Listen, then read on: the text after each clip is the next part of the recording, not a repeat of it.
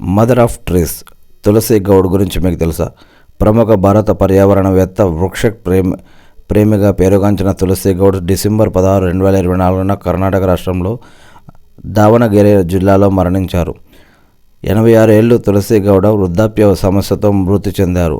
1944 సంవత్సరంలో తులసి గౌడ కర్ణాటకలోని హొన్నాలి గ్రామంలో పుట్టారు. అయితే చిన్ననాటి నుంచి తులసి గౌడకు చెట్లంటే చాలా ఇష్టం. వాటిని పెంచేందుకు ఆమె చాలా ఆసక్తి కనబరిచారు.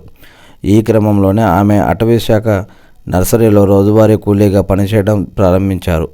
ఆమె సేవలను గుర్తించిన అప్పటి అటవీ శాఖ అధికారి ఎల్లప్పరెడ్డి ఆమెను పర్మనెంట్ ఉద్యోగిని చేశారు. ఆమె ఉద్యోగంలో ఉన్న రిటైర్ అయిన మొక్కలపై మనసంతా ఉండేది.